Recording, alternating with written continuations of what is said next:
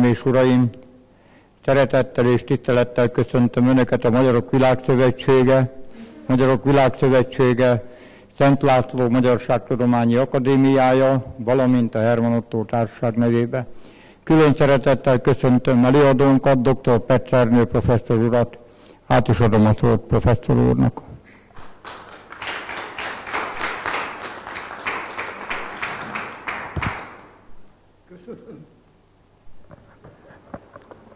Köszönöm a szót, elnök úr. Mindenek előtt azt szeretném elmondani, nem elfogadottság nélkül, külön megtiszteltetésnek tartom, hogy a Herman Ottó Társaság hívott meg már 2010-ben, és most újra az energetika területének fontosságára való tekintettel előadások megtartására. Tudjuk, hogy az idén ünnepeljük Herman Ottó halálának 100. évfordulóját, tehát egy emlékév kezdődik az idén, tehát külön megtisztelő, hogy ez alkalommal tartatok előadást. Múlt alkalommal az energetika aktuális kérdéseiből néhány fontos kérdést tárgyaltunk, elsősorban a globális felmelegedés és annak a CO2 kibocsátással kapcsolatos hazug elméletét próbáltam bizonyítottan igazolni, hogy ez egy nagy félrevezetés, az egyik legnagyobb félrevezetés, ami ma a világot uralja, és ami a mi szakmánkból nagyon sajnálatos, hogy az a klímapolitika, amely kialakult, és általánosan elfogadottá vált a világon, az tévútra vezette az energetikát. Ez a nagy baj.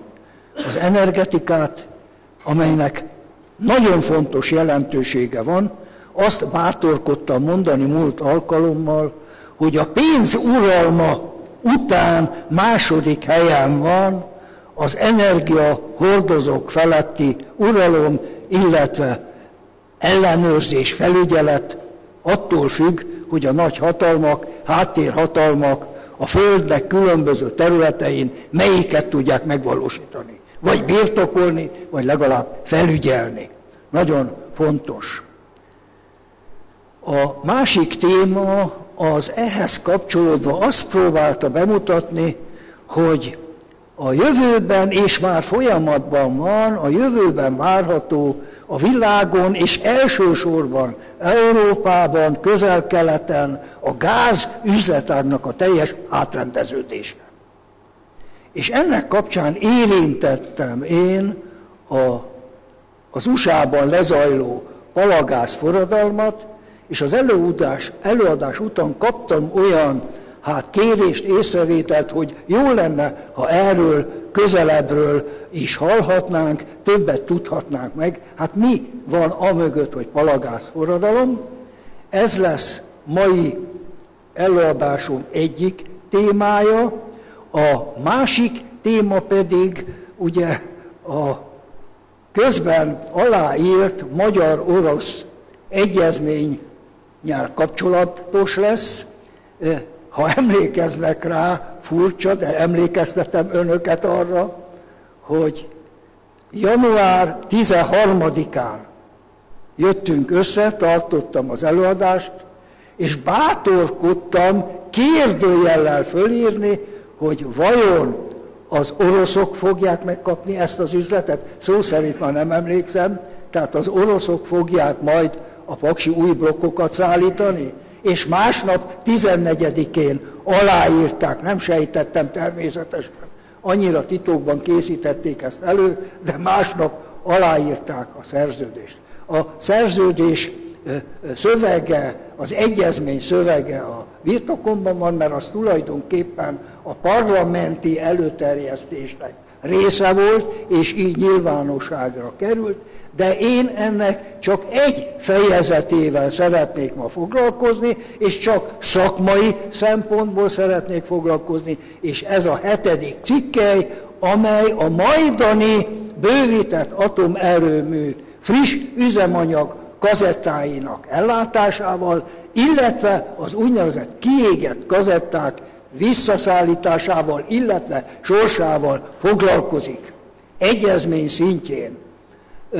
Állítólag az egyezménykötés alkalmával egy orosz politikus az utalt arra, hogy ezzel párhuzamosan 3 további részletesebb egyezményt vagy megállapodást is aláírtak, és ezek közül egyik állítólag éppen az üzemanyag kérdésekkel foglalkozik, de erről nincs bizonyosságom, tehát én ezt az egész kérdést csak szakmailag szeretném ma érinteni, és önöknek minden olyan ismeretet elmondani, ami ezzel a nagyon-nagyon fontos témakörrel kapcsolatos. Ha megengedik, akkor elfoglalom a helyemet, és akkor ülve folytatjuk. Na most jó lenne ide a mikrofonnak az állványa. Jaj, bocsánatot kérek, valamit még szeretnék megemlíteni. Tanulmányoztam egy kicsit Hermann Ottónak az életútját, hát az utolsó nagy polihisztor volt. Óriási természettudós volt. Óriási természettudós, és ornitológiával, madártannal is foglalkozott, sőt, könyvet írt. Hát kérem szépen, az unokám nem olyan régen ezt a tűzzománcot készítette az iskolában, ilyen foglalkozások vannak. Hát elhoztam ezt a számomra nagyon kellemes emléket, ráismerhető egy gyönyörű szarkát ábrázol ez a mű, tehát Hermann Ottó emlékére hoztam el tulajdonképpen. Akkor ide támasztom, mert szükségem lesz a mikrofonnak, ha segítene elnök úr, hogy ne kell tartanom, mert az is további koncentrációt igényel. Tehát kérem szépen akkor a mai témakörök, ide lehet nyugodtan tenni. Igen.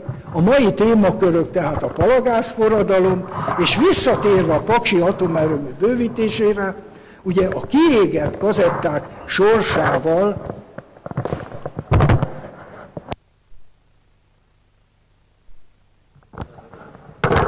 igen.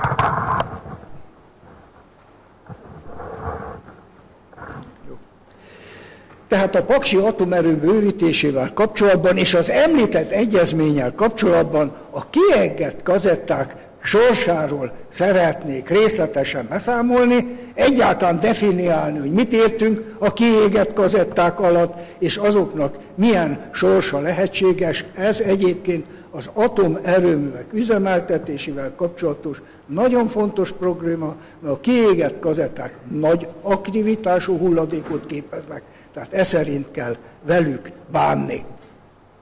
Kérem szépen, akkor a palagáz forradalomról, a palagáz kitermeléséről röviden. Ez egy jelképes ábra, kérem szépen. Itt bal oldalon az ábrán látható a hagyományos gázkitermelés, általában egy boltozat alatt helyezkedik a gáz, homokrétegben, stb. Alatta esetleg olaj.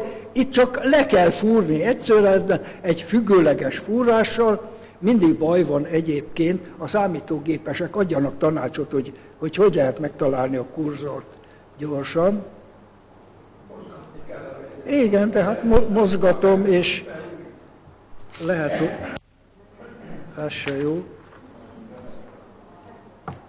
Tehát itt, igen, bal oldalon kérem szépen, egyszerűen le kell fúrni a hagyományos gázkitermelésnél, mivel nyomás alatt van a gáz, feljön nagyon egyszerűen, természetesen. A palagáz esetében itt ez az ábra feltételezi, hogy ez a szürke réteg, a pala, az a márga vagy palaréteg, amely ezt a gázt tartalmazza. Na most, ha ebbe a rétegbe befúrunk függőlegesen, és elérjük, nem jön ki a gáz. Azért, mert ez egy olyan kőzet, olyan képződmény, amelyben kötöttebb formában foglal helyet a gáz, nagy gáztartalma van, de kérem szépen nem jön a felszínre. Tehát valamilyen speciális fúrással kell ezt elérni, ezt a palagáz réteget. Na most van egy nagyon jó kis animás filmem, animációs filmem erről, de nem indítható el erről a számítógépről, majd magyarázok valamit.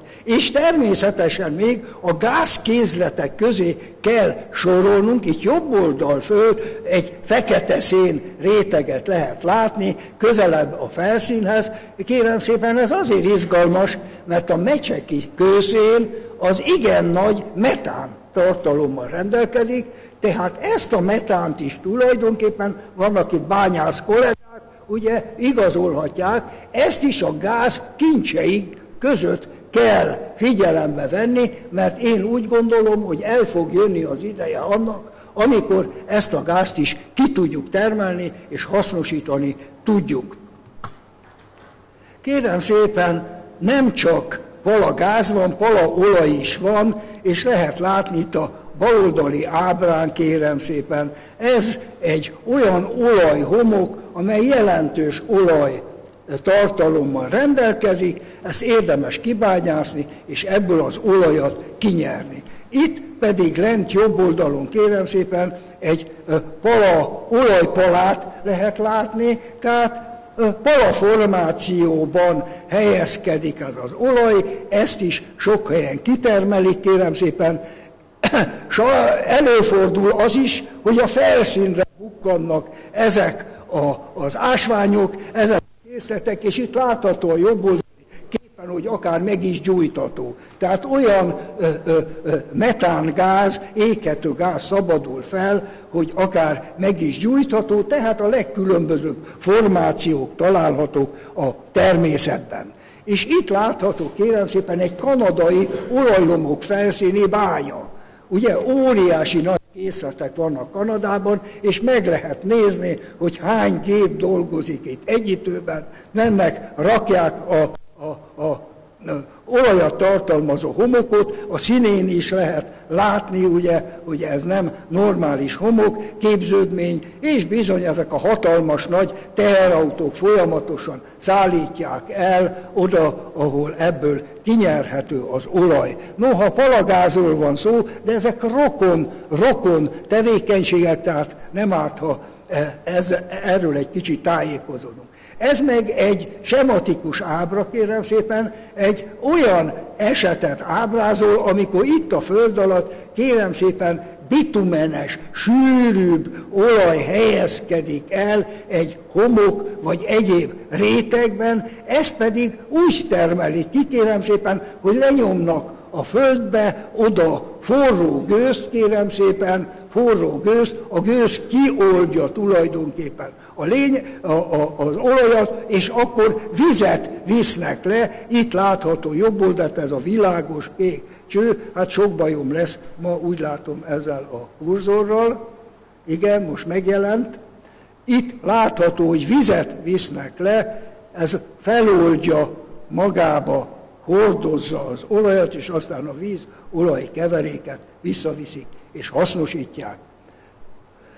A következő ábra foglalkozik most már egy kicsit részletesebben a palagáz kitermeléssel, tehát a lényeg, hogy igenis majd mutatom, hogy hol vannak nagy készletek, ezek a pala előfordulások, amelyek jelentős gázkészlettel rendelkeznek. Itt összehasonlítható megint a kétféle kitermelés, bal oldalt látható a hagyományos kitermelés, ugye egy függőleges furattal lemegyünk, kérem szépen, és közvetlenül kiterhelhető. A palagáz esetében a jobboldali ábrasor mutatja, ugye függőleges fúrással elérjük, természetesen mindig vannak feltáró fúrások, előzetes fúrások, amelyek a készletet feltárják, megbecsülik, hogy körülbelül milyen kiterjedésű, milyen a gáztartalom, és így tovább. Tehát itt is függőlegesen leforrunk, és aztán következik egy vízszintes, nem egészen így, ahogy itt ábrázolva van, hanem egy nagy ívben érik el a vízszintes szakaszt, kérem szépen, és akkor ebben a palarétegben, amely tehát a gázt tartalmazza, ebbe repesztéseket hoznak létre, így is hívják, hogy repesztéses eljárás, mégpedig nagy nyomású vízzel, hidrodinamikus módszerrel repesztéseket hoznak létre. Igen ám, de az nem elegendő, Nem elegendő azért, mert a gáz ettől még nem fog kijönni. Főleg egy bányász magyarázta nekem el, hogy a pécsi kőszén telep területén bizony vannak olyan nagy mezők, ahol inkább porszén található. Na most hiába fúrunk le, nem tudjuk a gázt kitermelni, a metángázt, mert ugye a homokos szén eltorlasztja a csatornákat, és nem jön ki. Itt azzal segítenek, és ezen kísérleteztek sokáig az amerikaiak, kérem szépen, utána bevisznek egy vegyszeres, homokos keveréket a robbantás után, a repesztés után, és ez tulajdonképpen egy szilárd, szivacsos vász szerkezetet hoz létre, és utána kivonják ezt a folyadékot, és utána a gáz kitermelhető. Na most jönne az a nagyon csodálatos film, amelyik animációs eszközökkel bemutatja ezt az egész folyamatot, de sajnos nem tudom bemutatni, pedig az első téma szempontjából ez lenne a legizgalmasabb dolog, csak látható egy makett, egy ilyen palagázos fúrótoronnyal, és ebből elindul a fúró, mutatná az animációs film, függőlegesen elindul a fúró, aztán nagy ívben, kérem szépen, éri el azt a palaréteget, ahol tudjuk, hogy nagy gáz van, béléscsövet visznek be, elmennek elég messzire, sokszor 1-2-3 kilométeres távolságra, és a végén több menetben végzik el ezt a fúrást, és betolnak, kérem szépen, egy lyukacsos szerkezetű csövet, és tulajdonképpen ezen a csövön keresztül végzik el a hidrodinamikus robbantást, és ugyanígy viszik be azt a bizonyos vegyszeres homokos oldatot, amely lehetővé teszi, aztán ezt visszaszívják, ezt az anyagot, és aztán elindulhat a kitermelés. De ezek nem olyan nagy mezőben képesek a gázt kitermelni, hisz ezeket a repesztéseket el kell végezni, ezért, ha az ember felülnéz ebben egy ilyen amerikai palagáz kitermelő mezőt megnéz, akkor azt látja, hogy ilyen közel 1-2 kilométer távolságra 100-ával helyezkednek el ezek a fúrótornyok, 100-ával, tudok majd talán ilyen is képet bemutatni. Tehát nagyon sajnálom, hogy ez a legizgalmasabb animációs film nem volt bemutatható, de hát kérem szépen, hogy mondjam, egyszer volt egy híres német professzor nálunk, én kísértem, elvittem a csáki tanszékre, minden tanszékre, és ahol valamit be akartak neki mutatni, így jártunk még a Százhalombatai erőműben, volt egy olajkísérleti állomás, és amit be akartak neki mutatni, sehol nem sikerült. Azt mondta, nem baj, ő ezt tudja, ez az úgynevezett fórfülfál. Tehát amikor be akarnak valamit mutatni, és az Istenért nem megy. Hát így jártam én. Na most itt látható ilyen palatező, az interneten nagyon sok ilyen látható felülnézetben. Na most kérem szépen, itt ezek a kis világos foltok, ott mindenütt egy-egy fúrótorony van. Mindenütt egy-egy fúrótorony van, tehát egy nagyon szaporán helyezkednek el. Na most az Egyesült Államokban ez azért lehetséges, mert ott nagyon-nagyon szabad területek vannak, ahol nincsenek települések. Ugye közvetlenül települések környékén hát nem ildomos, annál is inkább, mert a környezetvédők jelentősen támadják ezt a palagáz kitermelést, azért, mert ez a hidrodinamikus, komoly erőhatásokkal jelentkező beavatkozás, ez félelmet kelt az emberekben, de a környezetvédők leginkább azzal támadják ezt a kitermelést, mert elfelejtettem mondani, hogy ezek a rétegek Amerikában olyan 1000-1500, esetleg 2000 méter mélységben vannak, ezzel szemben a magyar makói telep, amelyre majd ki tudok térni, az 6000 méter mélységben van. Tehát ezek mélyebben helyezkednek el, közben esetleg elhelyezhetnek víztározó rétegek, kérem szépen is attól tartanak, hogy tulajdonképpen ezzel a technológiával elszennyezik az ugyancsak nagyon nagy értéket képviselő vízkészleteket, föld alatti vízkészleteket.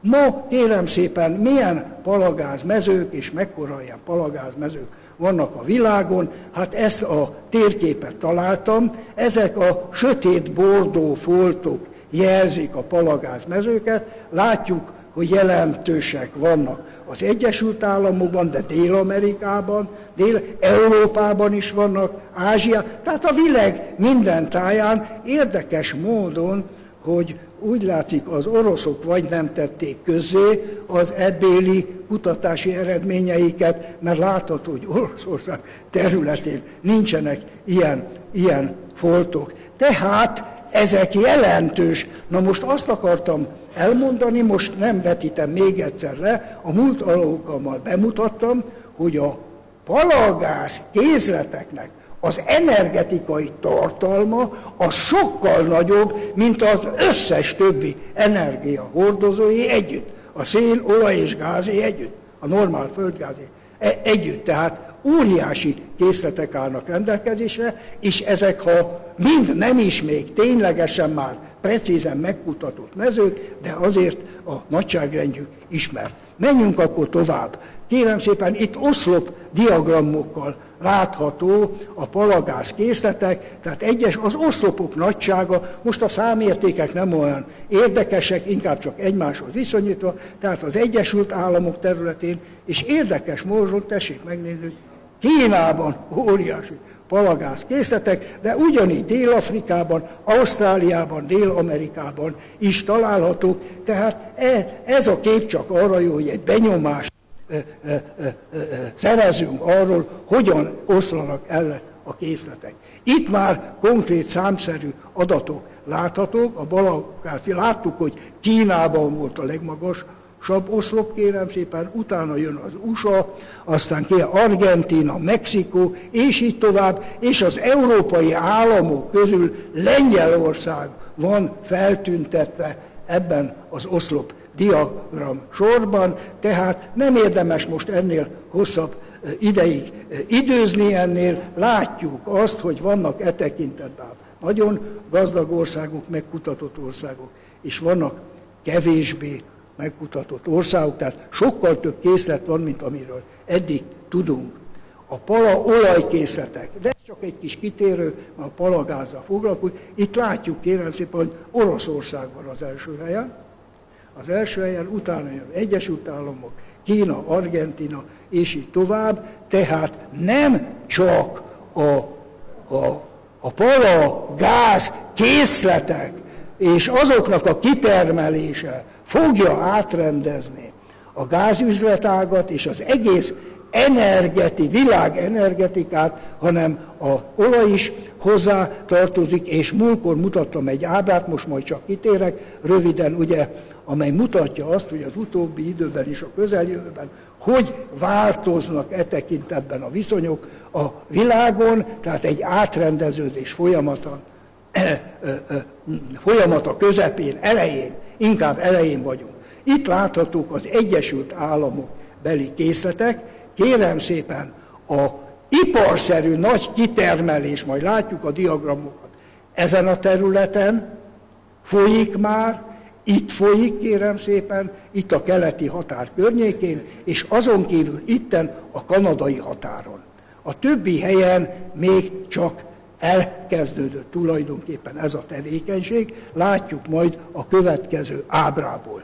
Itt látható a palagáz kitermelés felfutása, egészen láthatóan 2006-2007-ben indult el ugye a kitermelés, itt egy lassúbb felfutás, és aztán 2008-tól, 2009-től egy meredek felfutás van. Ezek a különböző mezőkben, amikre utaltam, itt vannak a megnevezések, hát látható, hogy Arizonában, Oklahomában, Texasban, stb. A legkülönbözőbb helyek vannak, és az összetétel nagyon itt látható.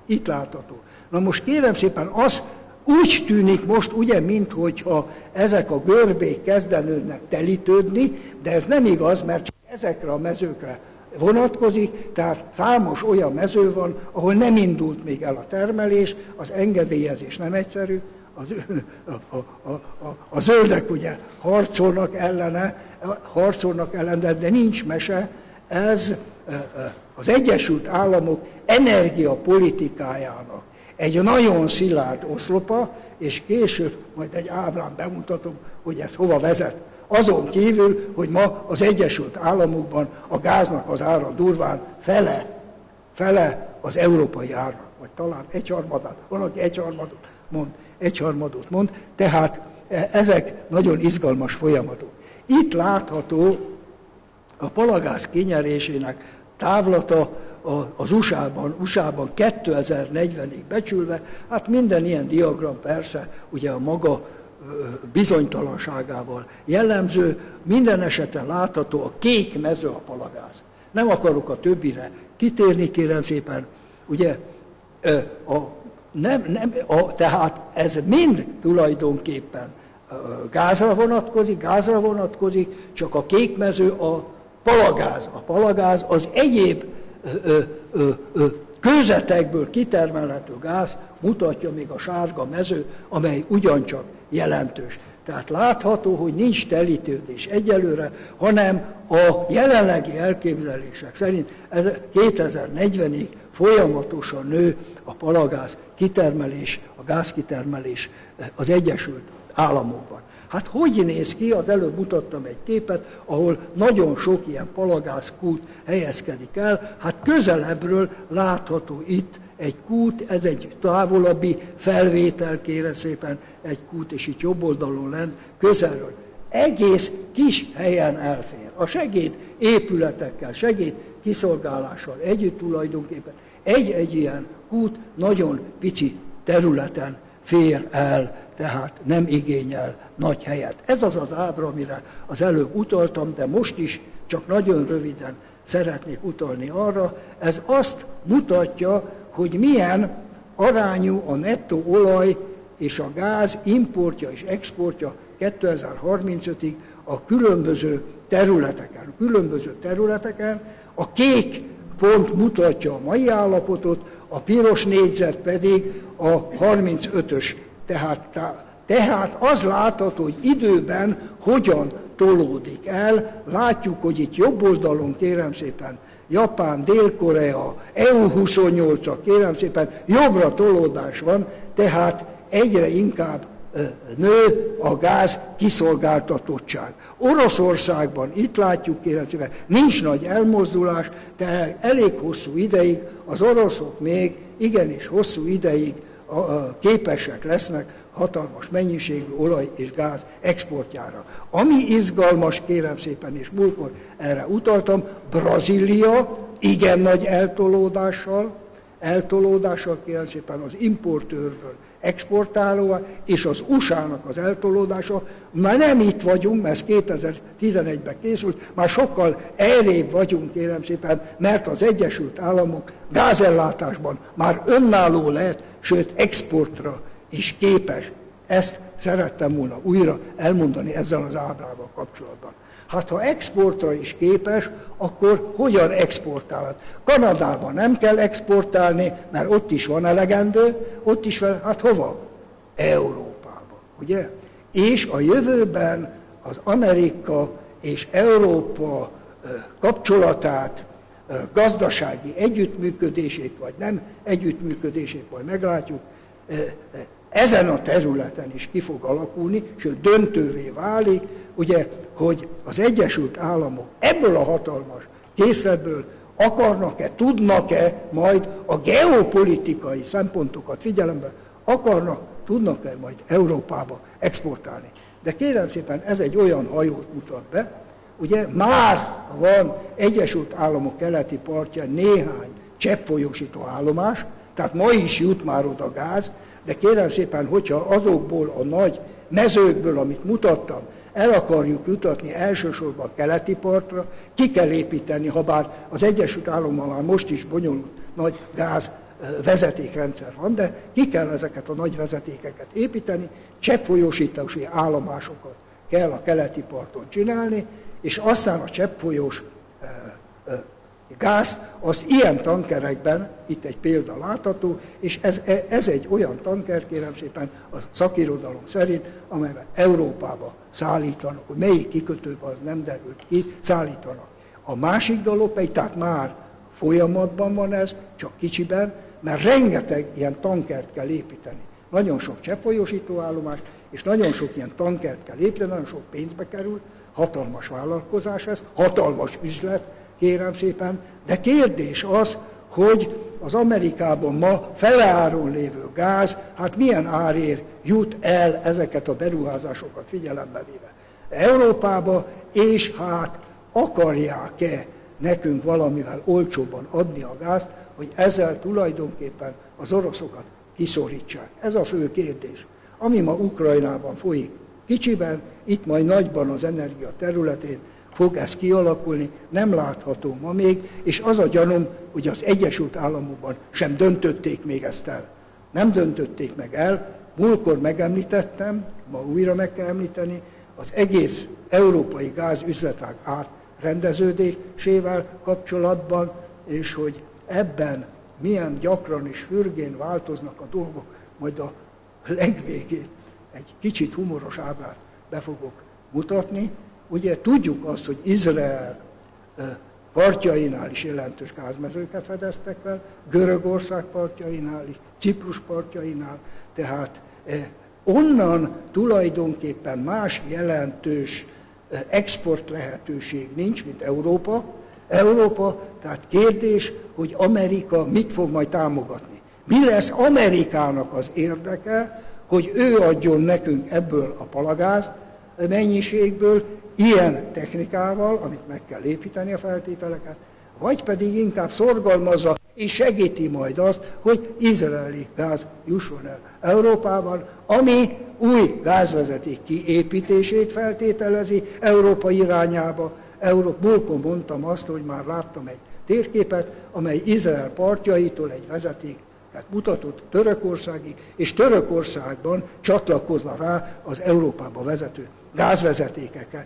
De ez fiktív lehetőség, de biztos, hogy mondjam, ezen a területen nagyon komoly tudományos, gazdasági és a távlati kapcsolatokat alapvetően befolyásoló és meghatározó kutatások, elmélkedések folynak az Egyesült Államokban.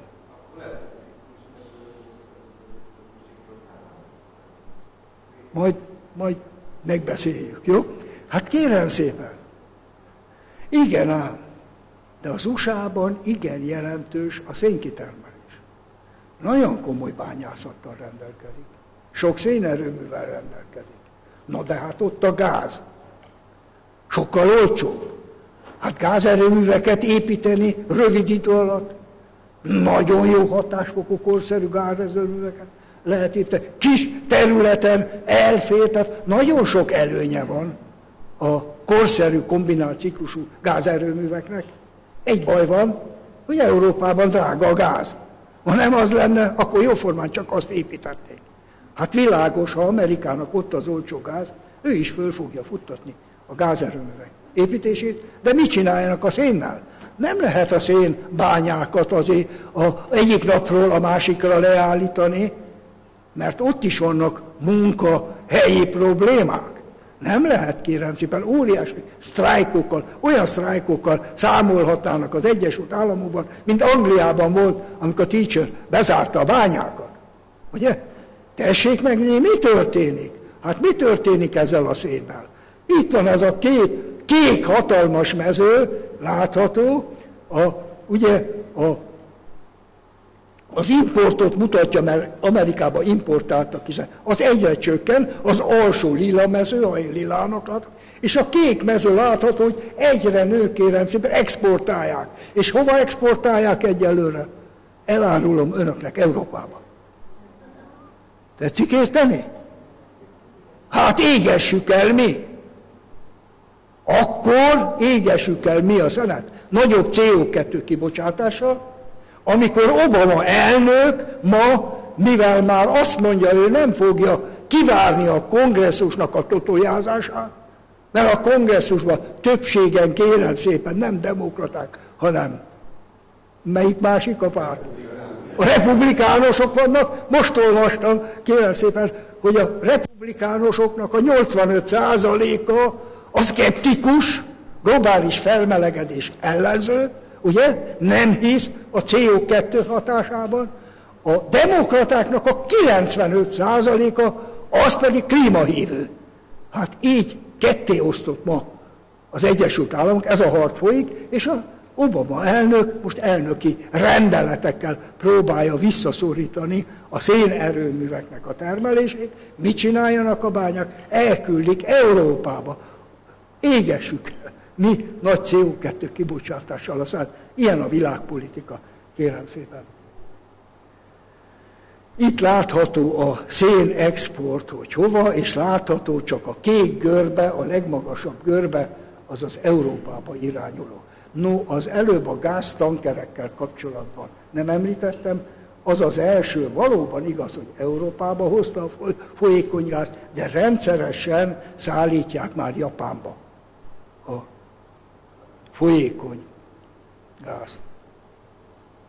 Hát ezek további érdekes ábrák, kérem szépen, a földgáz árak, tehát lehet látni, hogy az USA-ban a kék görbe, ugye egy nagy csúcs után letörik, olcsó a gáz, kérem szépen, Európában növekszik, és természetesen Japánban ugye az atomerőműk leállítása miatt egy óriási nagy energiaigény jelentkezik, amit többek között hát így lehet ellátni Amerikából származó energiahordozókkal.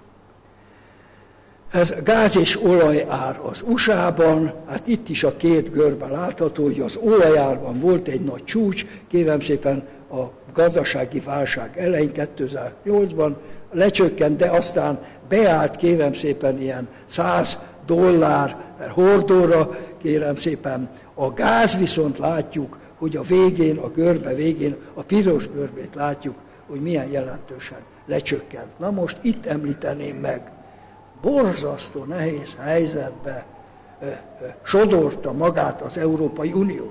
És az előző előadásokon azt mutattam be, hogy Németországban és ennek hatására az EU-ban az energiavende, az új energiapolitika révén 2000-ben jelent meg ugye a megújuló törvény, amely teljesen félrevitte a német energetikát, felfuttatták a megújuló erőművek gyártását, termelését, kihelyezését a tengerekre, és így tovább. Ugye? És ma már mintegy 64 000 megawatt naperőművi és szélerőmű kapacitás van Németországban. Iszonyúan megdrágította az energiaárakat. Dánia után Németországban a legdrágább Európában, drága, és kifizettetik ezt ma már az energiavendére. 400 milliárd eurót fordítottak, és ezt kifizettetik a villamosenergia fogyasztókkal. Említettem, akkor azt mondtam, hogy minden kilowatt óra után 5,3 centet fizetnek ökojárulékot, ma már 6,2. 6,2 centet fizetnek. Tehát eltorzsult egészen ez az energiapolitika, és amit mondani akartam, nagyon sok német cikk, komoly cikk, Spiegelben, stb. Megjelenő cikkek foglalkoznak ezzel, mert látható, megalakult a koalíciós kormány, ezt is el kell mondanom, múltkor mondtam, hogy az összevont gazdaság és energia miniszter az az SPD-nek az elnöke lett, nem igazi szakember, és megy most a vita. Csend van, kérem szépen. És ígéri a Szigmár miniszter, ugye, hogy nyár közepére talán lesz új reformált megújuló törvény. Na de rengeteg időt veszítünk. És ami lényeges, tehát ezt hangsúlyozzák, mindig elkalandozom egy kicsit, bocsánatot kérek, hogy nem lehet versenyképes európai gazdaság, az európai ipar ilyen magas energiaárakkal szemben az USA-ban lévő alacsony energiaárakat. Nem lehet versenyképes.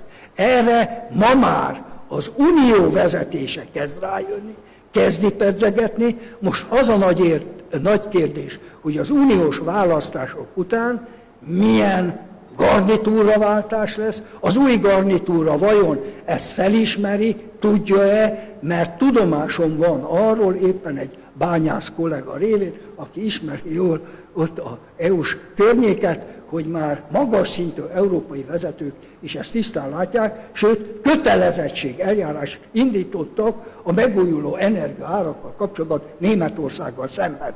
Tehát nem egységes ma már a helyzet, ez megreformálhatja jó irányba talán a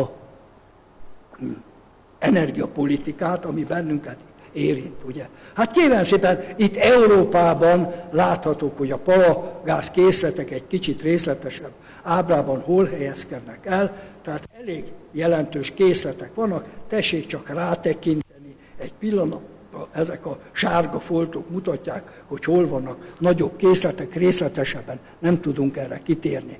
Érdemes viszont a számokat megnézni, kérem szépen, gyorsan fussunk át, itt a kék mezőből indulunk, kérem szépen, itt vannak a különböző országok, de fölírtam, hogy látható, Lengyelországban, bocsánat, nem akartam tovább menni, Lengyelországban jelentős készletek vannak, a következő Franciaország, Norvégia, ugye Ukrajnában egyébként már 2 amerikai cég elkezdte a kitermelés előkészítését, utána Svédország, Dán, Hollandia és egyéb, tehát láthatók, hogy a legnagyobb készletek mely országban találhatók.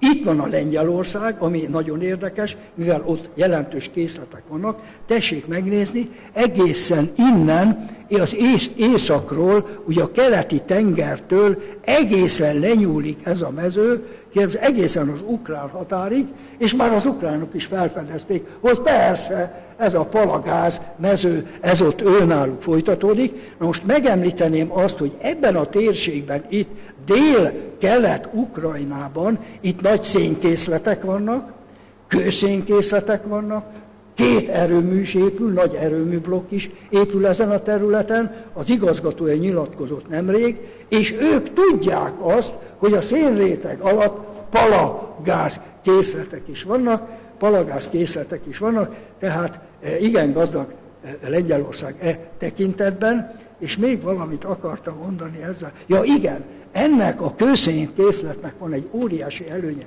ami mecseki kőszénünkkel szemben, hogy a metál tartalom az kevés, nagyon kevés, tehát a kibányászás ilyen jellegű kockázata sokkal kisebb. Én viszont reménykedek abban, hogy megtaláljuk a módját majd annak, hogy a mecseki kőszénből valahogy megcsapoljuk a gázt, és oda gázerőművet építhetünk, de hát ez a jövő zenéje.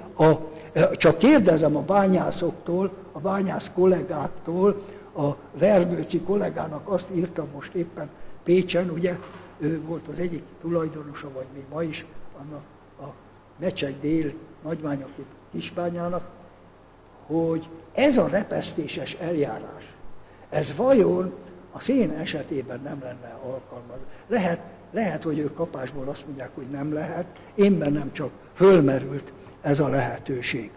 Hát kérem szépen, itt látható egy lengyel toronynak, a palagáz kitermelő toronynak, én azt hiszem, hogy ez inkább makettje, de lehet, hogy fénykép.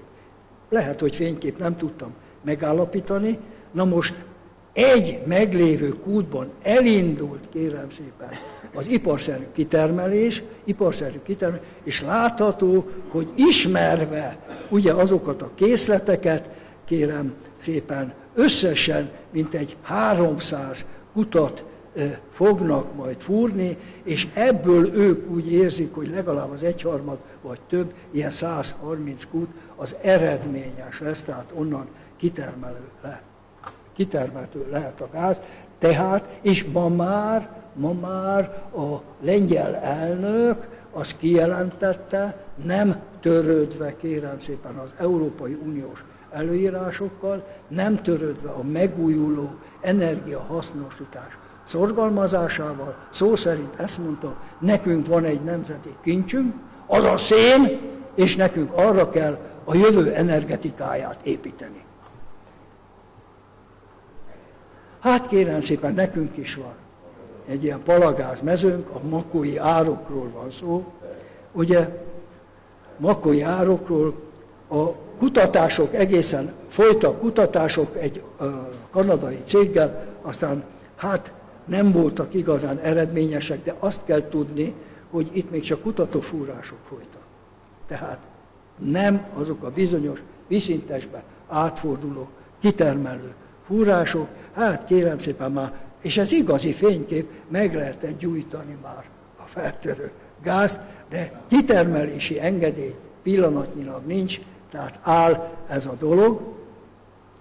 Tudni kell, hogy nagyon mélyen van ez a készlet, itt látható az, ez az a makói árokban lévő azon rétegek, ahol palagáz található, tehát több fúrás készült, nagyjából a széleket feltérképezték, hogy meddig terjed, ugye Makó itt van Dél-Magyarországon, és itt van ez a bizonyos makói árok.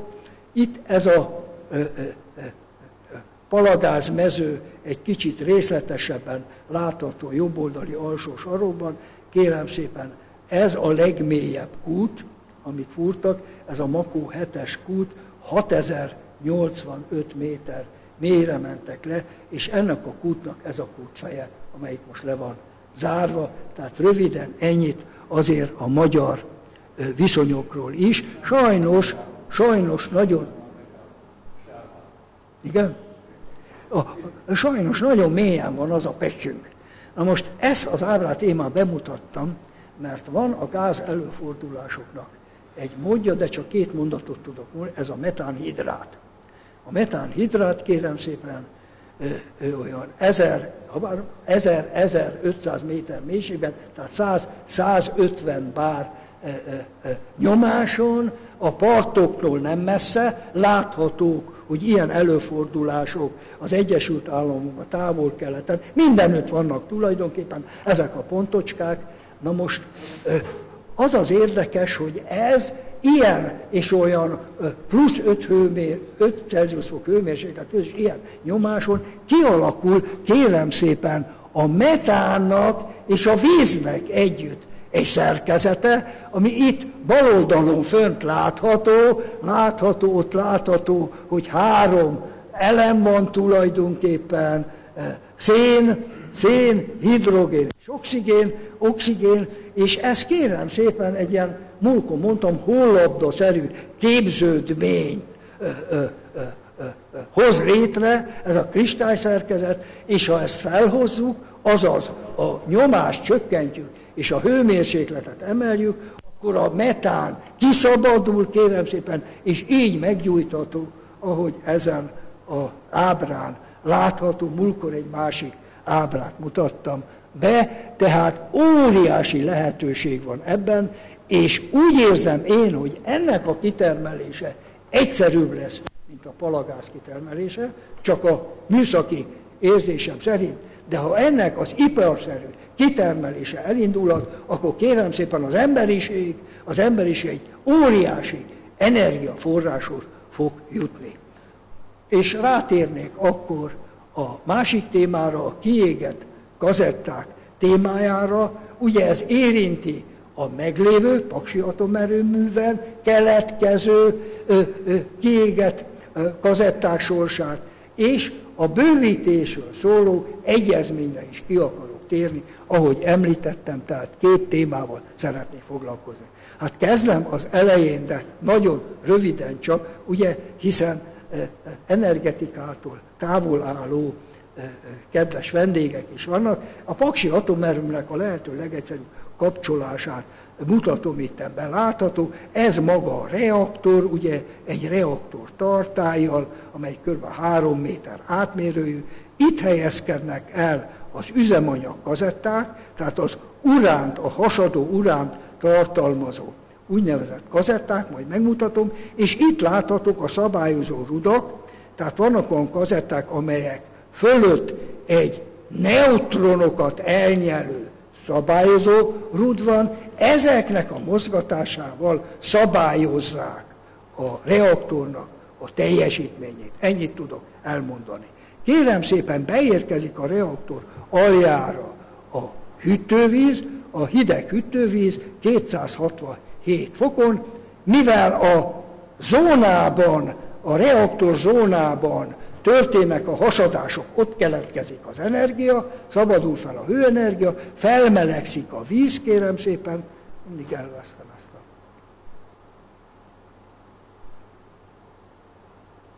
Igen, felmelegszik a víz, és a meleg víz aztán durván 300 fokon elhagyja a reaktort, kérem szépen, bekerül a gőzfejlesztőben, csöveken átáramlik a meleg víz, lehűl, aztán egy szivattyúval visszaviszük a reaktorba. Ez az úgynevezett primérkör, nagyon egyszerűen ábrázolva. A gőzfejlesztő szekunder oldalán csöveken kívüli rész fel van töltve a tartály, ott kérem szépen gőz képződik, ez a gőzfejlesztő, úgy is hívjuk. A gőz eltávozik, kérem szépen, a turbinába, a turbina hajtja a generátort, és az termeli a villamos energiát, amit távvezetékeken elszállítunk. Igen ám, de ez nagyon jó minőségű víz, ami kering, kérem szépen, ebben az úgynevezett szekunderkörben nagyon jó minőségű gőzt kell termelni, ezért nem engedjük el ezt a jó minőségű vizet, lekondenzáljuk, tehát a turbinák után van egy kondenzátor, a gőz lecsapódik, és az alul összegyűlt csapadék vizet a csapadék szivattyúval visszaszállítjuk a gőzfejlesztőbe. Hogyan történik a kondenzátor hűtése? Egyszerűen Dunavízzel. Ugye? Az erőmű ott van a Duna mellett, az úgynevezett hidegvíz csatornába befolyik, a víz szivattyúval átnyomjuk a kondenzátoron, és felmelegedve visszaengedjük a melegvíz csatornába, a Dunába, mintegy 8 Celsius fokot melegszik a Dunavíz. Nagyon egyszerű, tulajdonképpen az alapelvek nagyon egyszerűek, és a reaktor működései fizikailag tulajdonképpen nagyon egyszerű folyamatról van szó, a valóságban a sugárzás miatt, a sugárság miatt, a nukleáris biztonság mégiscsak bonyolult. Hát kérem szépen, itt látható a reaktortartálynak részletesebb ábrája, tehát itt van maga a reaktortartály, ez a rózsaszín, itt helyezkednek el a kazetták, tehát ez a zóna fölött vannak a úgynevezett szabályozó, a kazetták szabályozó, neutron elnyelő része. Nem akarok kitérni, hogy aztán hajtások vannak, és így tovább, nem tudok részletesebben. Ez meg egy makett tulajdonképpen, ami nem igazán a paksi reaktorok makettja, mert látjuk, hogy ez az alsó rész tulajdonképpen ebből a makettből hiányzik, de mégis ad valami tájékoztatást a felépítéssel kapcsolatban. Hát kérem szépen, mik alkotják ezt az úgynevezett aktív zónát? Az üzemanyag kazetták. Tehát ezek szerkezeti egységek, kérem szépen, van egy fejrésze és egy alsó támaszkodó, vagy nem tudom milyen részének nevezném. Igen. És itt helyezkednek el az üzemanyag elemek, pontosnak üzemanyag elem, csövecskék, 9 mm átmérőjű csövek, speciális burkolattal, és ezekben a csövekben helyezkedik el az urándioxid pasztellák. Itt helyezkednek el, tehát ez tartalmazza a hasadóképes urán-235-ös izotópot, és ezek a kazetták kerülnek aztán be ugye a reaktorba, ahogy itt a nyíl mutatja. Nem tudunk többet időzni. Most kérem szépen, itt látható egy csomó kazetta, ez egy atomerőmű belül felvétel, itt alul is így sorakoznak, van egy úgynevezett friss üzemanyag tároló az erőműben, és látható, kérem szépen, itt a jobboldali ábrán látható, hogy kérem szépen, ezek egyszerűen manipulálható, darukkal kiemelhetők be, ez most egy szállító konténer, amiben elhelyezik a kazettákat, ezek nem sugárzóak, tehát le lehet fogni, szabad kézzel sosem szabad megfogni, látjuk, hogy cérna kesztyűben és speciális ruházatban van a dolgozó, de ezekkel lehet foglalatoskodni. Tehát így néznek ki ezek a kazetták. Kérem szépen, az úgynevezett szabályozó kazetták, említettem, állnak egy üzemanyagrészből, és állnak egy elnyelő részből. Az elnyelő résznek a részletesebb konstrukció ábrája. Itt látja, nem egy szabályozó rúd, annak is szokták nevezni, cső alakú maga ez a neutron elnyelő anyag, bort tartalmazó neutron elnyelő anyag. A lényeg az, hogy ezek a hasadás során keletkező neutronok egy részét elnyelik, és az elnyelt neutronok mennyiségével, szabályozásával tudjuk az egységnyi idő alatt bekövetkezett hasadások, és ezzel a felszabaduló energia mennyiséget a kívánt értéken tartani. Ugye ez pedig ugyanennek a kazettának az alsó része, hasonlít teljesen a normál kazettához, és ezek kerülnek be a reaktorba. Hát kérem szépen, hogy néznek ki ezek a üzemanyag elemek? Látható ezek a pasztillák, ezek helyezkednek el a csőben, 9 mm-es csőben, és ami nagyon izgalmas, felhívnám a figyelmet, hogy középen van egy üreg, azért, mert a hasadások során gáz alakú termékek is keletkeznek, és ezt a gázt fel kell fogni. Most ezekben a kis csövecskékben, ezek durván 2,5 méter hosszú csövecskék, bizony 3 évig, nem említettem, egy kazetta 3 évig van a reaktorban, és a gáz alakú termékek miatt akár 100 bár nyomás is keletkezhet ezekben a csövekékben. Nagyon precíz gyártás technológiával kell előállítani ezeket a csövecskéket, és az egész kazettát, és azt kell mondanom, hogy a volt szovjet, illetve most orosz gyártmányú kazetták kiválóak. Azt kell mondanom. Amíg nekem dolgom volt ezzel, addig összesen 7 gyanús kazetta keletkezett. Hosszú éveken keresztül, most állítólag 30 körül van, ahol a legkisebb szivárgást érzékelik, nem érdemes vele foglalkozni, detektálják, melyik az akad, következő átrakásnál, kérem szépen, kiveszik, tokba helyezik, és a pihentető medencébe ott pihentetik, és majd Oroszországba visszaszállítjuk. Hát így néz ki a keresztmetszete egy kazettának, és itt láthatók egymás mellett ezek a csövecskék. Na most a hűtővíz, amelyik a hőt elviszi, az a csövecskék között áramlik függőlegesen, mert ez csak egy viszintes ábra itten, és itt látható a reaktor keresztmetszete, de ezt precízebben be tudom mutatni. Tehát ez most már az egész reaktor keresztmetszete, ezek a hatszögletű elemek tulajdonképpen a kazetták, amikor először feltöltik az erőmű, a reaktort, akkor különböző dúsítású kazettákat, dúsítással rendelkező üzemanyagú kazettákat tesznek be. A különböző színek ezt jelzik. Ugye kívül vannak a legnagyobb dúsítások, majd kitérek, hogy mit jelent ez, ugye 3,6%, ez volt eredetileg, ma már 4% fölött vannak, hogy több energiát tudjunk kinyerni, és a lényeges az, hogy egy kazetta 3 évig van a reaktorban, minden évben van egy leállás, akkor a reaktor fizikusok figyelembe véve a egyes kazettáknak a sorsát, hol volt, mennyire égett ki, átrendezik egy optimum számítással, és ezen optimum számítás alatt fogják aztán a kiemelt kazettákat visszahelyezni arra a helyre, ahol majdan várhatóan a legtöbb energiát lehet kinyerni a reaktorból. Hát kérem szépen, itt látható egy urán 235-ös mag, és akkor most használom fel az alkalmat, miért nevezünk mi dúsításról?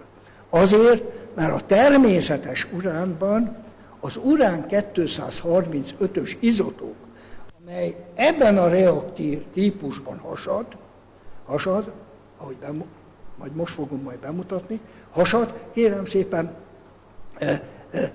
könnyűvizes reaktor nem építhető természetes uránnal, csak akkor tudunk úgynevezett kritikus tömeget létrehozni, és láncreakciót létrehozni, hasadások láncra, hogyha legalább ilyen 3,5%-ban feldúsítjuk a természetes urán 235-ös izotópból. A többi az 238-as izotóp, ami az üzemanyagban van.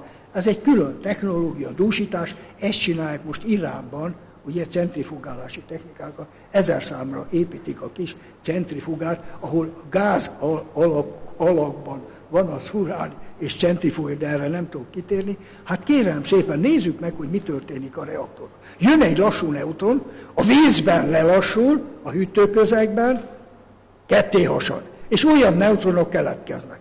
És közben energia szabadul.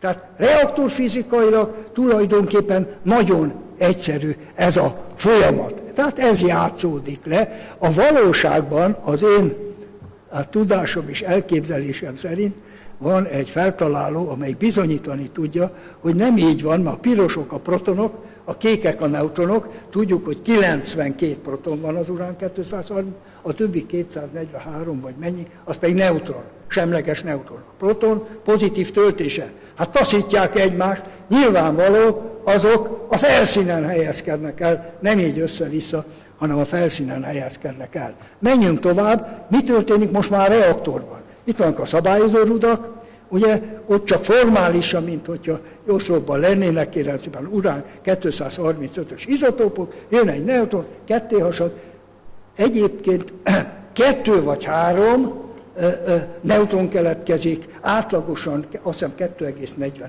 számú, átlagosan, statisztikusan, tehát így működik egyszerűen tulajdonképpen a reaktor, ugye ez egy másik ábra, ugye itt vannak föliratok, olvassák el, ugye, és aztán mutatjuk azt, hogy itt tulajdonképpen az üzemanyag elemek csövecskék között áramlik a hűtővíz. Áramlik a hűtővíz, még annyit elmondanék, nem mondtam el az előbbi keresztmetszeti ábrában, voltak ott, kérem szépen, már nem tudom milyen színű kazetták, összesen 37 szabályozó kazetta, amelyeket megemlítettem. Tehát a paksi reaktorban 37 ilyen kazetta van, egy centrikusan helyezkedik el, de 6 szabályozó rudnak a mozgatás, kazettának a mozgatásával változtatják normál üzemben a teljesítményt. A többinek akkor mi szerepe van? Azok az úgynevezett biztonságvédelmi rudak. Ugyanis ha bármi történne, a reaktor védelemben különböző mért paraméterek vannak bevéve, ilyen például primérköri nyomás, a kilépő gőzhőmérséklet, és még sorolhatnám, ugye bizonyos radioaktivitási szintek, és ha bármelyik ebből eléri azt a határértéket, hogy igenis le kell állítani a reaktort, akkor ezek bezuhannak, egy kicsit fékezve, bezuhannak a reaktorba, és azonnal leállítják a láncreakciót. Ami nagyon fontos, hogy ekkor még hasadványok keletkeznek, nagyon sokféle hasadvány keletkezik, kérem szépen, ezek a hasadványok továbbomnak, stabilizálódnak, hő keletkezik. Ez a remanens hő. Tehát hiába állítjuk le a reaktort, ezt a remanens hőt el kell vinni, ezért különböző biztonságütő rendszerekkel rendelkezik, és ez volt a baj Fukushimában, kérem szépen, most nem akarok kitérni, Fukushimában ugye nem tudták ezt a hűtést biztosítani, és ezért 3 reaktor tulajdonképpen tönkrement. Én azt mondom mindig, ugye, hogy zónaolvadás következett be, az aladás mindig tiltakozik, hogy nem tudom, olvadás, de ez a mi szakmai vitánk, ugye, aladás. Ugye? De kérem szépen, most eljutottunk egy nagyon fontos ábrához. Tehát, amikor eltelt a 3 év, a reaktorba átraktuk, 3. év után kivesszük a kazettát, és ettől kezdve nevezzük kiégett kazettának. Ez bekerül a reaktor mellett egy pihentetőmedencébe, a pihentetőmedencébe pihentetjük úgy, hogy hűtjük a vizet, víz alatt tartjuk, hűtjük a vizet, hogy ezt a remanens hőt elvezessük, és az oroszok úgy gondolták annak idején, hogy 3 éves pihentetés után majd már úgynevezett száraz konténerekbe visszaszállíthatók Oroszországba a kazetták. És akkor jött egy nagy meglepetés, a Aladár ebben a könyvében ír, ugye egyszer az oroszok bejelentették, hogy nem 3 év, 5 év a pihentetés, kötelező pihentetés. 10 év? 10 évre, még rosszabb. Hát hogy a pihentető medenceinek a mérete nem elegendő. És akkor jöttek a magyar mérnökök ebben az Aladárt hadicserén meg, kitalálták az úgynevezett sűrű rácsosztású tárolást, ezt az egész problémakört, nem csak mi, hanem a KGST. Vonalán, kérem szépen. Tehát, miután kikerül a kazetta, akkor a reaktor mellett pihentetjük, de mi a következő sorsa? Hát nézzük meg, először is. Ugye a bányászat az foglalkozik a érc, urán tartalmazó uránérc kitermelésével. Utána következik egy ércfeldolgozás, ugye, majd megmutatom, hogy mi az eredménye, aztán hát izotóp dúsítás, amiről beszéltünk, hogy alkalmassá legyen vízhűtésű reaktor számára üzemanyagot előállítani, akkor jön a fűtőelem gyártás, az külön precíz technológia, le a kalapot, jártam a orosz gyárba, kérem szépen, és ezek a kazetták akkor speciális vagonokba szállítva elkerülnek az atomerőműbe. És amint említettem, az atomerőműben oda kellett volna, nem tudom mi, oda kellett volna inkább ezt az ideiglenes tárolást rakni, tehát ez még az atomerőmben van, a pihentetőmedencőben, és utána 2 lehetséges út van. Vagy esetleg a helyszínen egy úgynevezett átmeneti tárolóba kerülnek ezek a kazetták, ilyen épült Pakson, vagy közvetlenül, ez is volt 68-ig, kérem szépen, az ideiglenes tárolás után azonnal kiszállították annak idején még a Szovjetunióba a kazettákat reprocesszálásra, újrafeldolgozásra, ez egy bonyolult radiokémiai folyamatrendszer, kérem szépen, hogy kinyerik a hasznosítható elemeket, urán-235-öt, majd kitérek rá, de ennek a reprocesszálásnak a során is hulladék keletkezik, mégpedig folyékony, nagy aktivitás folyékony és szilárd hulladék keletkezik, és aztán ezt véglegesen egy végleges tárolóba el lehet helyezni, vagy a másik megoldás, hogy az átmeneti tárolás után építünk egy végső tárolót, és oda kerül a komplett kazetta. A komplett kazetta. Tehát ezek a lehetséges megoldások. Ezek a lehetséges megoldások. Na most kérem szépen, hát ez az én felvételem, hogy lássák azt, itt bal oldalon látható, kérem szépen, egy uránérc darab, amit én hoztam még annak idején. Uránbányából, ott van a pincémben, kérem szépen. Akkor erről kezdetben az uránércet, nagy köveket szállítottak ki a Szovjetunióba. Én még diákkoromban Dombóvári állomáson sok ilyen 40-50 vagomból álló szerelvényt vittek a szovjet.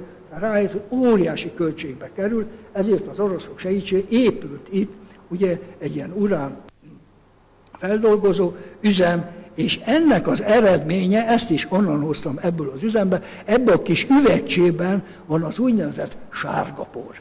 Sárgapor, ez kérem szépen, nem tudom, elnök úr el tudja olvasni, azt hiszem, hogy kalcium U2O7. O7, tehát jól tudom, hát ide az van fölírva, tehát ez az úgynevezett sárgapor, ennek már pici a térfogata, ugye ezt már 1-2 szerelvénnyel ki lehetett szállítani.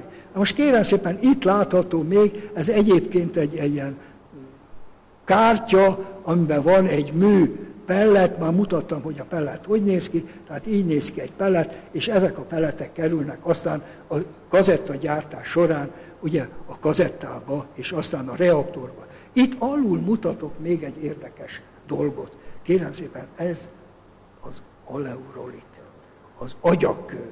Ezt is a bányából hoztam.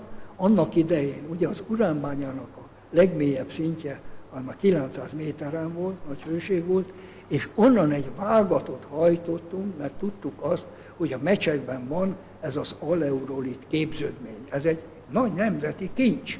Kérem szépen, végeztek vizsgálatokat, ebben az aleurolitban 10 000 év alatt 1 centit halad a nedvesség. Tehát óriási előnye, tehát ebben ideálisan meg lehetne majd építeni a végső nagy aktivitású hulladékot, amennyiben erre sor kerül. Hát tragikus a helyzet, mert jóvá hagytak már 9 milliárd forintot, de talán erre is még ki tudok térni. Na menjünk tovább, ezek inkább érdekességek. A kiégett üzemanyagban mi található? Kérem szépen, urán 235-ös izotóp, itt van, hogy egy eredeti 1 tonna urán üzemanyagban hány gram, kérem szépen, és megdöbbentő nézzék, hogy a 230 izotóp sokkal, de sok. Hát miért több? Hát dúsítottuk a 35-öt, a többi az 38-as, és a 38-as az csak gyors neutronokat fogad föl, és akkor keletkezik plutónium, de kis valószínűséggel, tehát viszonylag kevés. Na most, amikor plutóniumot akarnak termelni, és erre valók a grafit moderátoros reaktorok, ezeket fejlesztették ki az oroszok, hadászati célból, hogy plutóniumot termeljenek, uránon túl működtek ezek a reaktorok, ugye, csak ők aztán ezt tovább fejlesztették, és építették a Csernobil típusú 1000 megawattos reaktorok. Aztán itt láthatók különböző plutónium indítópok, és ami érdekes, hogy a reprocesszálás, tehát az újrafeldolgozás során kb. 25-30 egyéb radioaktív elemet választanak külön, gyógyászati célra, és így tovább. Hát kérem szépen, itt van alul a 2 americium izotóp, 241-es, magam is izotóp laborban ilyenekkel sokat dolgoztam, műegyetemben volt egy izotóp laborunk, tehát ezeket meg lehet rendelni, és akkor az izotóp intézet szállította ezeket gyógyászati és egyéb célra. Na kérem szépen, azon a bizonyos ábrán szerepelt az, hogy 2 lehetőség van. Pihentettem a kazettákat, vagy a helyszínen egy átmeneti tárolóba tárolom, amennyiben nem tudom reprocesszálásra visszaszállítani annak idején Szovjetunióba, ugye, vagy pedig reprocesszáljuk. Hát sajnos, amikor megalakult Ukrajna, túl sokat mesélek, ugye, de izgalmas dolgok ez. Megalakult Ukrajna, jön egy friss üzemanyag szállítmány, kérem szépen, nem vették még észre az ukrán-orosz határnál, csak az ukrán-magyar határnál, hogy Kalasnyikovval rendelkező orosz kiskatonák őrzik az erelvényt. Ebből nagy palota forradalom, azonnal leállították. Nem tudtuk visszaszállítani a kazettákat, és nagy harc után 94-re sikerült Oroszország, Ukrajna és Magyarország között az eredeti államközi egyezményt kiegészíteni, hogy továbbra is szállítható. De aztán majd utalok rá, hogy ez nem sokáig következett be. Hát mi történik, kérem szépen? Hát építettünk egy úgynevezett... Negyed óra van még, maximum egy negyed óra. Azt hiszem éppen elég lesz, köszönöm szépen, elég lesz szépen. Tehát építettünk egy száraz tárolót, súlyos döntés van, vannak vizes tárolók, amikor víz alatt tároljuk a kiégett kazettákat, és száraz tároló. Na most szerencsére én voltam a reprocesszáló üzemben, a Szovjetunióban, Oroszországban, mert már rendszerváltás után volt, Urálon túl, kérem szépen, és láttam, hogy ők a reprocesszálás utáni hulladékokat, kérem szépen, azt egy ilyen nagy, hatalmas száraz tárolóban tárolják. Hát akkor mi is meg tudjuk csinálni a friss kazettákkal kapcsolatban, mert a vizes tárolókkal mindig van, vagy szivárognak, hűttek, stb. Na most ennek az a lényege, kérem szépen, hogy épül egy csarnok tulajdonképpen, egy betonfödém, a betonfödémben lyukak vannak, alatt a csövek, ide behelyezzük a kazettát, és itt jobb oldalt, kérem szépen az alsó ábrán, jobban lehet látni, itt szellőző nyílások vannak, bemegy a levegő, átmegy, kérem szépen, ezen a zónán, ahol egymás mellett vannak, kérem szépen, a csövek, bennük a kazettával, és ekkor már nem keletkezik olyan sok hő, kérem szépen, ugye a pihentetés után, és aztán természetes húzattal, ez tulajdonképpen ezek kémények a valóságban, ez a Hochbau, ugye, Hochbau az erőben, kémény, ugye, tehát szellőzéssel, természetes szellőzéssel, nem kell ventilátor, nem kell semmi, tehát ez egy csoda megoldás, ugye, az angolok csinálták a terveket, és az alapján kerül elkészítésre. Na most az a lényeg ennek, hogy ez bővíthető, kérem szépen. Először 900 kazettára, aztán nem tudom hány kazettára, most már több ezer kazettát helyeztek el, ugye ebben a tárolóban, tehát ez a paksi atomerőmű telephelyén létesült, csak aztán majd utalok rá, elkerült az atomerőmű, tehát látható itt az atomerőmű a háttérben. Tehát ez az átmeneti tároló, röviden KKAT, kiégett kazetták átmeneti tárolója. Ez egy csodálatosan jól sikerült építmény. Hát kérem szépen, itt jobb oldalt látható az a konténer, amelybe szállítjuk a kazettákat.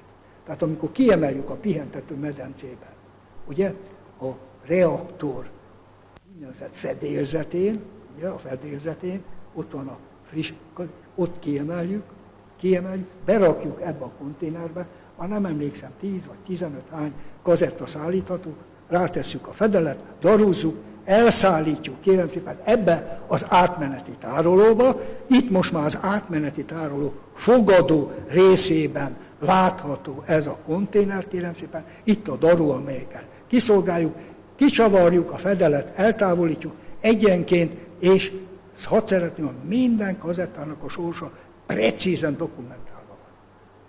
Hol volt, mikor hozták, hol volt a friss kazettatár, hova, melyik reaktorba tették rá, átrakáskor, hova került, és így tovább. Precízen a NAÜ szigorú előírásai vannak a NAÜ-nek. Most itt van maga a csarnok, amit mutattam, nem láthatók igazán itt egymás mellett vasbeton dugók vannak, alatta a csövek, kiemelik a vasbetondugót, beteszik a kazettát, ráteszik a vasbetondugót, kérek szépen, vasbeton, jól mondom, vasbetondugót, és ott lehet járkálni. Abba a bizonyos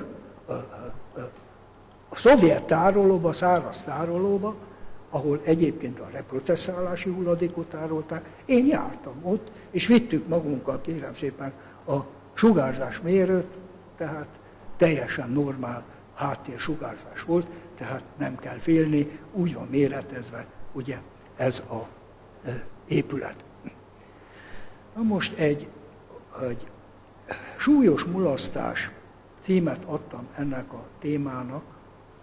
Ugye Magyarország utoljára 98 áprilisában indult kiégett üzemanyag Oroszországban, reprocesszáló üzemben.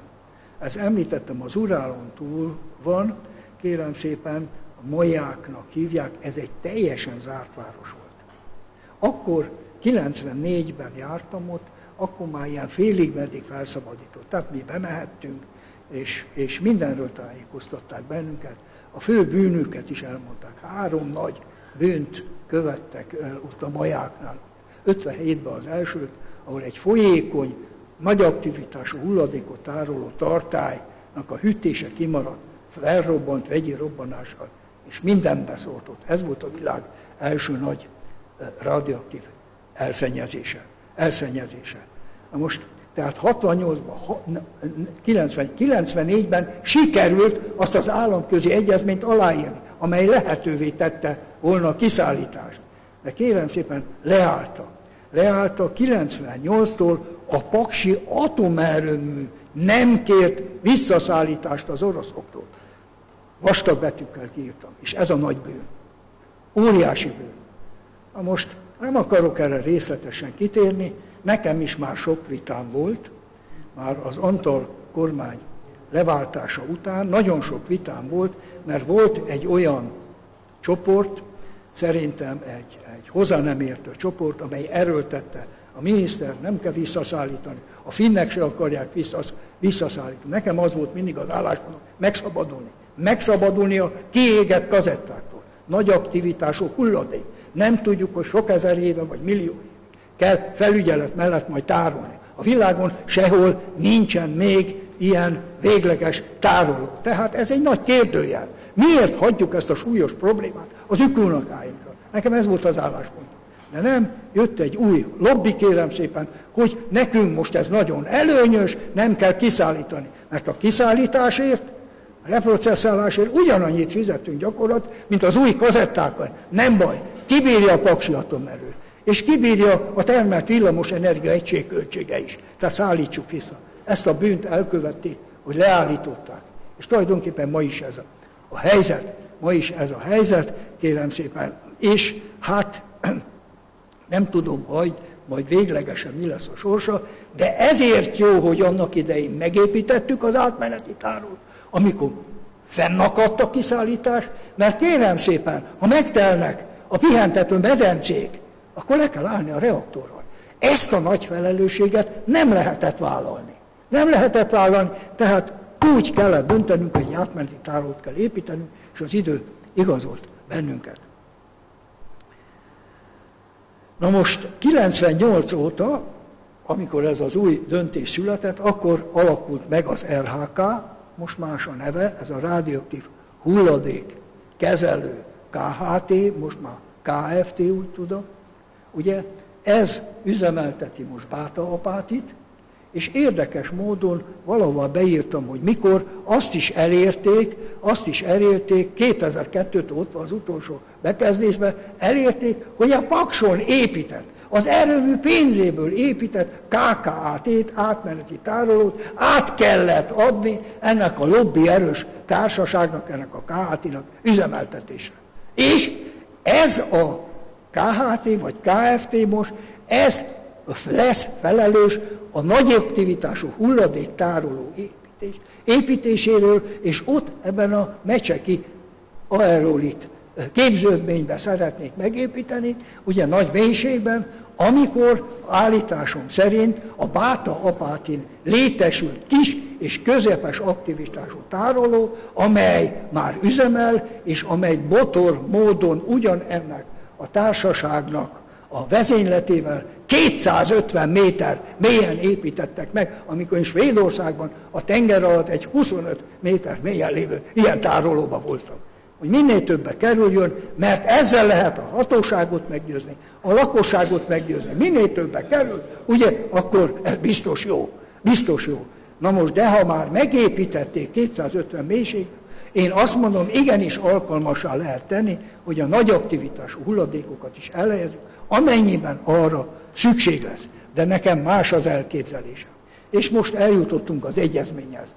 Tehát látjuk, hogy a paksi atomerőmben ma képződő, kiégett kazettáknak mi a sorsa. Ott tároljuk most, ugye ebben a bizonyos átmeneten, és ezt állandóan most meghosszabbítottuk 20 évvel, ugye az élettartamat, tehát ez azt jelenti, hogy 37-ig még bővítjük állandóan majd egy tárolót, vagy lehet, hogy párhuzamosan kell építeni majd egy másikat, ugye ezt nem látom én tisztán. Nézzük meg, hogy ezzel a témakörrel kapcsolatban mit ír az egyezmény 7. cikke. 2 pontból áll, kérem szépen. Fűtőanyag ellátás és használt kazetták fűtőanyag kezelése. Tehát ez szó szerinti kivonat, kérem szépen. A felek biztosítják, hogy meghatalmazott szervezeteik majd, nem tudjuk, még kik lesznek, ugye megállapodást kötnek a paksi atomerőmű új blokkjainak nukleáris fűtőanyag ellátására kész fűtőelem kazetta formájában, kezdeti feltöltéshez, valamilyen további újratöltésekhez. A lényeg az, hogy 20 évre szól ez a megállapodás, amely majd meghosszabbítható. Tehát biztosítják a friss kazettákat. Ez jó. Mert az eredeti államközi szerződésben, ha hiszik, ha nem, a kiégett kazettákról nem volt szó. Megfeledkeztek róla egyszerűen. Ezért kellett kiegészíteni 94. Na most jön a második pont, az izgalmas. Itt van. A felek biztosítják, hogy meghatalmazott szervezeteik révén szerződést kötnek majd a megvalósítási megállapodás alapján összes alkotó elemekkel együtt, kicsit ködös, átadott, használt fűtőelem kazetták kezeléséről. Kezelés alatt az értendő, hogy a használt fűtőelem kazettákat az Oroszországi Föderáció területére szállítják, ideiglenes technológiai tárolás, csak tárolás, vagy technológiai tárolás és reprocesszálás, újrafeldolgozás céljából. Oroszországi Föderáció területén tárolják ugyanannyi időn keresztül, mint ahogy az előtt cikkeiben volt, tehát 20 évig, ami majd meghosszabbítható, de most jön a fontos lényeg, azt mondja, hogy említett megállapodás, szerződés előír nukleáris fűtőelem ellátása, azt követően visszaszállítják Magyarországra. Tehát ha csak tárolásra visszük ki, akkor visszaadják a kazettákat tárolás után. Nem tudom, hogy nem felesleges-e utaztatni ilyen hatalmat, ha csak tárolásról van. Ha meg reprocesszálják, akkor visszaadják nekünk a keletkezett folyékony és szilárd rádióaktív hulladékot, és nekünk kell gondoskodnunk annak a végleges elhelyezéséről. De én nem akarom ezt különösen kritizálni, kérem szépen, ez van.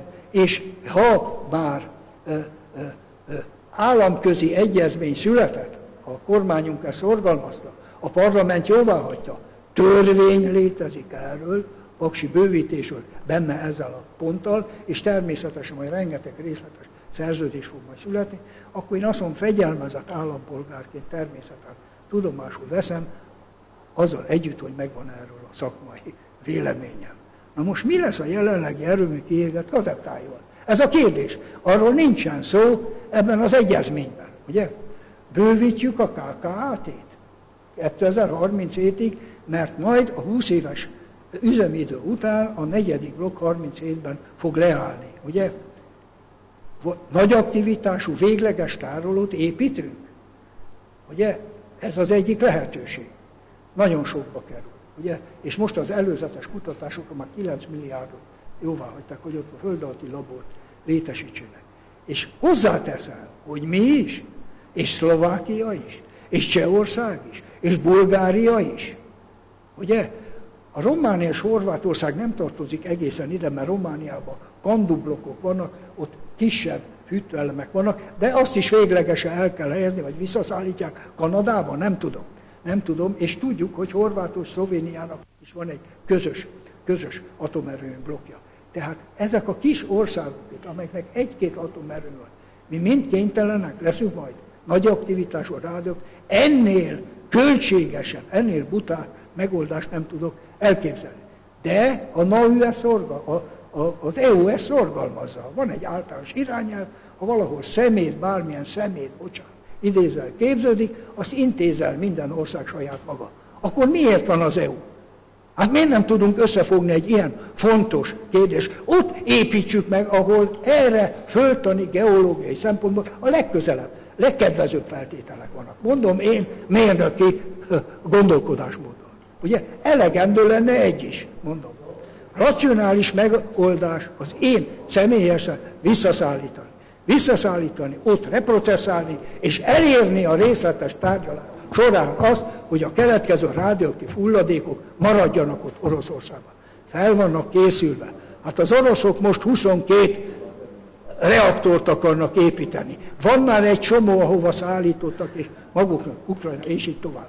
Hát kérem szépen, ez a 2 plusz erőm, vagy ez a 4 kis erőmű, ennek a kiégett kazettái elenyésző mennyiséget képeznek ahhoz, amit őnekik el kell majd ott helyezni, átmenetileg tárolni, és az Urálban úgy tudom, ők már előre haladott kutatások vannak, hogy egy végleges tárolót hol lehetne kiépíteni. Tehát azt hiszem, hogy ezt el kellene tudnunk élni a józan belátás alapján. Na most egyet ne felejtsünk el. Én tudom, miért van ez, sejtem, ugye? Nyitva hagyták most a kérdést. Mert nem mindegy, hogy csak kiszállítjuk és vissza, nem mindegy, hogy reprocesszálunk, és nem mindegy, hogy majd a keletkező hulladékot visszahozunk Magyarországra, és elhelyezünk. Miről van szó? Majd fizetnünk kell ezért. De bármennyit kell fizetnünk, majd keményen kell küzdenünk, hogy minél olcsóbban, tudjuk, Haladár tudja, hogy az oroszokkal nem könnyű egyezkedni, te is sok tárgyaláson részt vettél, de meg lehet állapítani. Igenis vannak józan mérnökök, józan politikus, ott így meg kell állapodni, hogy ott maradjanak a rádiók hulladék. Nekünk ezt a gondot ne hagyjuk a dét unokáinkra. Tehát ez az én álláspontom. Hát kérem szépen, a gyors reagálású energia, ez az a vicces ábra, amit be akarok mutatni a végén, és aztán befejezem, kérem szépen. Hát azt se tudjuk, hogy mi lesz a Krímnek a sorsa. Ugye nem tudjuk, hogy itt van Krím, hogy mi lesz Krímnek a sorsa, hát napi politikai téma, ugye meg Ukrajnának mi lesz a sorsa, de egy pihent agyú, nem akarok utalni, egy pihent agyú, hát persze, akik a költségeket nézik, akik csak a pénzügyi szempontokat nézik. Tessék megnézni, ehhez kell a kurzor. Ez az eredet, a déli áramlatnak az eredeti nyomvonala, ugye, indulna innen Oroszországból a Fekete-tengeren keresztül, iszonyú költséges. A Fekete-tengernek ez a középső szakasza 2000 méter mélységig. Ott kell a vezetéket megépíteni. Na most a pihentagyú ötlet mindjárt jön. Hát még sehol se vagyunk, hogy Krimnek.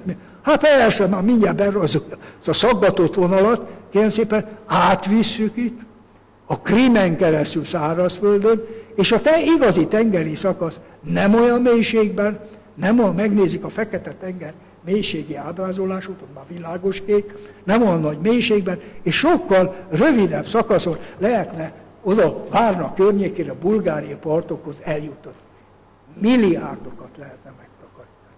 Tehát nem csoda, de hát még nem tartunk ott, de ezt be akartam mutatni, hogy kérem szépen, már vannak pihenők. Hát kérem szépen, köszönöm a figyelmüket, és engedjék meg, hogy ezzel az én mondatommal zárjam a mai előadást, és mégsem melegszik a föld. Köszönöm szépen a türelmet.